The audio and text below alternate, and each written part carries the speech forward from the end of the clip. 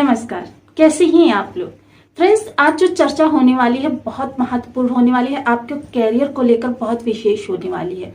आपने जब भी देखा होगा कि शनि की 7.5 चलती है, तब आपके योग कारक ग्रह जो होते हैं वह राशि परिवर्तन करते करते नक्षत्रों के प्रभाव में चले जाते हैं कि आपको वो प्रभाव नहीं दे पाते।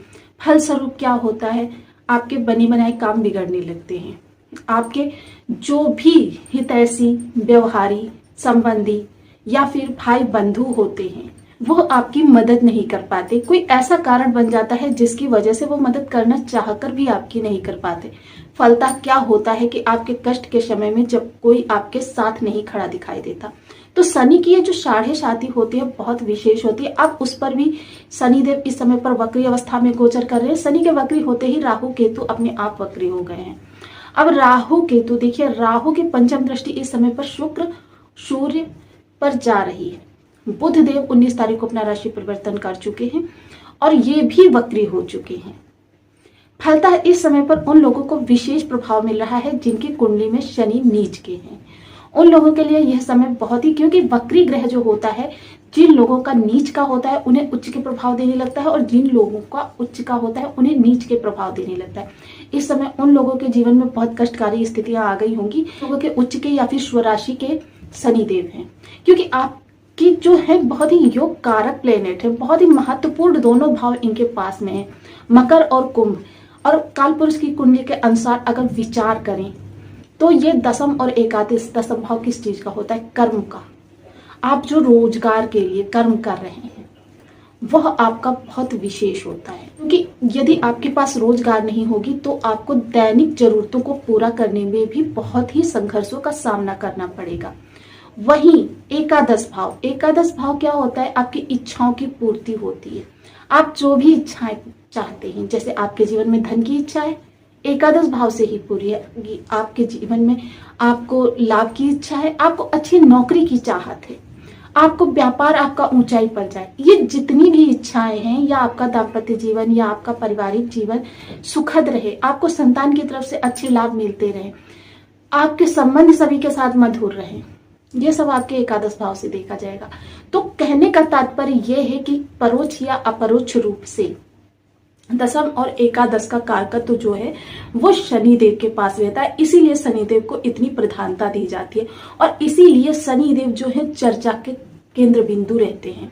किसी का भी होरोस्कोप हो, किसी की भी कुंडली हो, किसी की बर्थ चार्ट हो, उसमें शनि की प्लेसमेंट सबसे पहले इसीलिए देखी जाती है, क्योंकि इच्छाएं हर व्यक्ति के जीवन में रहती हैं कि आप, मुझे एजुकेशन अपनी इस मुकाम तक लेकर जानी है, एजुकेशन पूरी हो गई, उसके बाद मुझे अपने करियर को स्टेबल करना है, करियर को स्टेबल कर लिया, चलिए अब परिवार अपना बनाना है, शादी होनी है।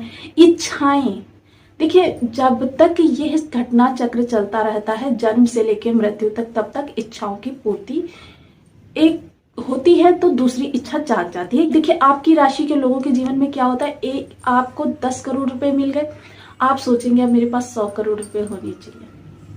तो इन सभी विषयों पर, और देखिए राहु की इसलिए चर्चा विशेष हो जाती है क्योंकि न्यायाधीश को न्यायाधीश का पद प्राप्त है। अब न्यायाधीश स्वयं तो किसी को दंड देने जाएगा नहीं, उसके अनुचर, उसके गण ये कार्य करते हैं। राहु केतु दो विपरीत ऊर्जाएं हैं, एक परम आध्यात्मिक है, दूसरा जिसकी कोई सीमा ही नहीं है, वो किस दिशा में किधर से कहां पर से प्रयास करेगा कोई नहीं जानता। राहु का क्या है, उसे जो जुनून सवार होता है, जो मंजिल प्राप्त करनी होती है, वह उसे बस ये निकेन प्रकार हर तरीके से प्राप्त ही करनी है। तो चलिए आज इन्हीं ऊर्जाओं को आपकी राशि के अनुसार समझने का प्रयास करते हैं। बने रहिए हमारे साथ इस वीडियो में। वीडियो बहुत ज्ञानवर्धक होने वाला है, आपको बहुत कुछ जानने के लिए मिलेगा। तो यदि आपके लग्न में 12 नंबर बना हुआ है तो ये राशिफल आपके लिए, यदि कुंडली में कहीं भी चंद्रमा के साथ नंबर बना हुआ है तो ये राशिफल आपके लिए। कुंडली ना होने की स्थिति में आप इसे नाम राशि से देख सकते हैं। यदि अभी तक आपने अपने इस चैनल को सब्सक्राइब नहीं किया है तो प्लीज सब्सक्राइब कर लीजिए, वीडियो को लाइक कर दीजिए, चैनल को शेयर कर दीजिए, एक प्यारा सा कमेंट अवश्य कर दीजिएगा। कमेंट में जिनको भी आप मानते हैं उनका प्रभु का नाम लिख दीजिएगा। देखिए कमेंट से क्या होता है, हमें हौसला मिलता है, दिशा मिलती है कि आप और क्या जानना चाहते हैं। तो देखिए, मैंने जैसा कि बताया, शनिदेव जो होते हैं काल पुरुष की कुंडली के अनुसार दसम और एकादश पर इनका वर्चस्व होता है, कारकत्व होता है। और आपकी कुंडली में एकादश और द्वादश भाव के स्वामी होते हैं। इस समय ये कुंभ राशि में बैठे हुए हैं और एकादश का भी प्रभाव आपको प्रदान कर रहे हैं। राहु देव इनके अनुचर हैं, वो आपके लग्न में बैठे हुए हैं। अब देखिए यहाँ पर दो विशेष स्थितियां बन रही हैं। एक तो लग्न में इनका होना, जैसे कि मैं पहले बता चुकी हूँ कि 7.5 में योग कारक ग्रह जो होते हैं वो आपको कुछ देने की स्थिति में नहीं होते हैं।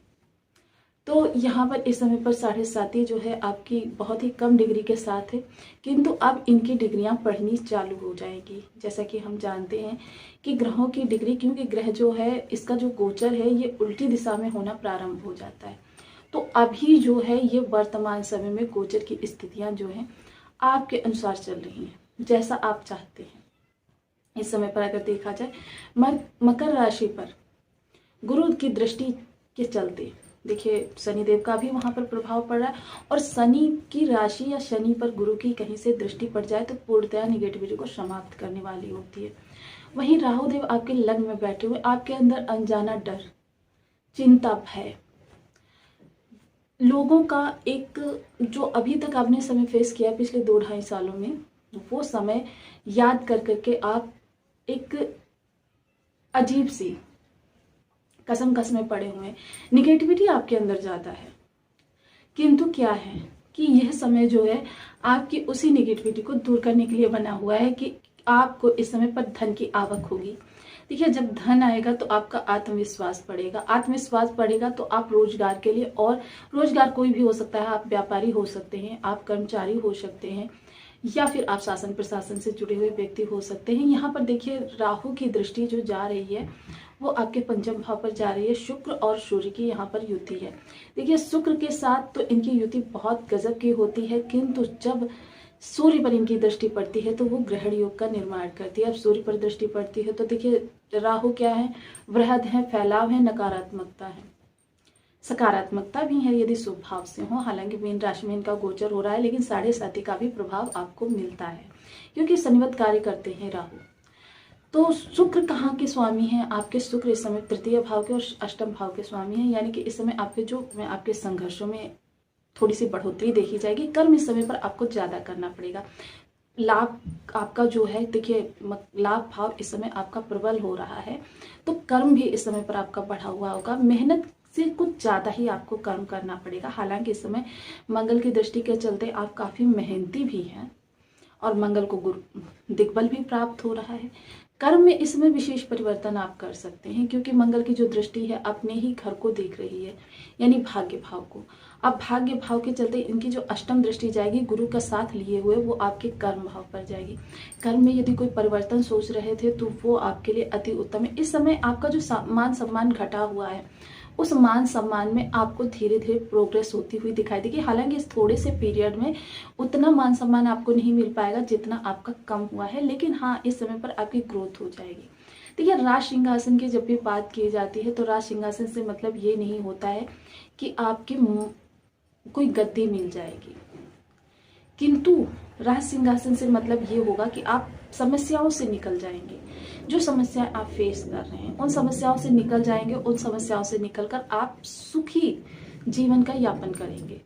तो ये जो स्थितियां बन रही हैं इस समय शुक्र और सूर्य इस समय तक पर देखिए आपके जो है राहु की दृष्टि के चलते थोड़ा सा ग्रहण दोष बना रहे हैं। ये आपके कार्य में व्यवधान उत्पन्न करेंगे, लेकिन कार्य में व्यवधान उत्पन्न होगा लेकिन कार्य आपका शुक्र के चलते पूर्ण होगा।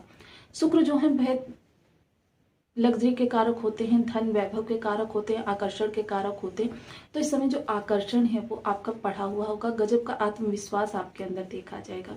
राहु भी इस समय पर वक्री अवस्था में है, तो जिनकी भी कुंडलियों में इस समय राहु नीच के हैं, और मोस्टली कुंडलियों में क्या होता है राहु और शनि नीच के मिल ही जाते हैं। 70% कुंडली में अगर कहा जाए तो ये नीच के ही मिलेंगे। तो ये एक पर्सनल एक्सपीरियंस के तौर पर मैं कह रही हूँ, राहु शनि जो है ज्यादातर कुंडलियों में शुभ स्थिति में नहीं बैठे होते, सामान्य स्थिति में भी नहीं मिलते हैं। इन चीजों को आपको अपनी प्रयासों के द्वारा सुधारना पड़ता है। कुल मिलाकर अगर देखें तो इसमें शुक्र का जो गोचर हो रहा है राहु की दृष्टि के साथ, ये आपके लिए बहुत उत्तम हो रहा है। वहीं मंगल का भी जो गोचर हो रहा है बहुत ही उत्तम आपके लिए इस समय पर प्रभाव लेकर आया है। तो देखिए ज्योतिषकारों ने हमें अपने ग्रहों के शुभत्व में वृद्धि हेतु और अशुभ प्रभावों में कमी हेतु कुछ उपाय भी बताए हैं। देखिए, ज्योतिष इसी का नाम है कि हम अपने शुभ प्रभावों को बढ़ाकर अपने अशुभ प्रभावों को कम कर लें। ज्योतिष इस बात का पूर्णतया खंडन करता है कि किसी योग को अपने जीवन में निर्मित किया जा सकता है, किंतु किसी चीज़ के शुभ प्रभावों में हम वृद्धि कर सकते हैं और किसी चीज़ के अशुभ प्रभावों को हम घटा सकते हैं। तो आज जो चर्चा हो रही है, सबसे पहले मैं आपके भाग्य भाव के बारे में आपको एक टिप देने वाली हूँ कि भाग्य का जब भी आपको साथ चाहिए हो, आपको लगे कि भाग्य आपसे दूर जा रहा है, तो आप एक छोटा सा काम करना प्रारंभ करें। नित्य प्रति आप सुबह जॉब पर जा रहे हैं, जॉब पर जाते हुए ये कार्य कर सकते हैं, या फिर जॉब से आने के बाद आते हुए किसी भी समय इस कार्य को किया जा सकता है। आप मंदिर अवश्य जाएं, धर्म स्थान अवश्य जाएं, जो भी जिनको भी आप मानते हैं उनके दरबार में जाकर सिर जरूर झुकाएं। आपके पास कुछ नहीं है, पूजन नहीं कर सकते, कोई बात नहीं, आप वहाँ पर यदि सिर भी झुका देते हैं तो आपको देखने में आएगा कि आपके जीवन में बहुत ही भाग्य का साथ मिलना प्रारंभ हो जाएगा। देखिए, एक चीज़ और नोटिस कर लीजिएगा कि ये 1, 2, 4 दिन में नहीं, ये आपको अनवरत करना होगा। साथ ही साथ देखिए, राहु के लिए एक नोटिस कीजिए, क्या आपके घर की चीज़ें अस्त व्यस्त पड़ी हुई हैं? यदि हाँ, सबसे ज़्यादा आप इस समय पर वॉशरूम अपना चेक कीजिए। वॉशरूम यदि आपका ज़्यादा अस्त व्यस्त होता है तो उसे बिल्कुल सही कीजिए। इससे भी क्या होता है, वॉशरूम जो होता है वो होता है चंद्र का स्थान, और शौचालय जो होता है वो होता है राहु का स्थान। इन दोनों चीज़ों को सही करते ही राहु की जो निगेटिविटी है वो समाप्त होगी और गुरु का प्रवेश होगा। और गुरु कितने शुभ कारक है ये मुझे बताने की आवश्यकता नहीं। तो आपको वीडियो कैसी लगी मुझे कमेंट बॉक्स में जरूर बताएं। चैनल पर न्यू है तो प्लीज़ वीडियो को लाइक शेयर, चैनल को सब्सक्राइब करना बिल्कुल ना भूलें। मिलते हैं नेक्स्ट वीडियो में, तब तक के लिए नमस्कार। अपना ध्यान रखिए, स्वस्थ रहें, मस्त रहें।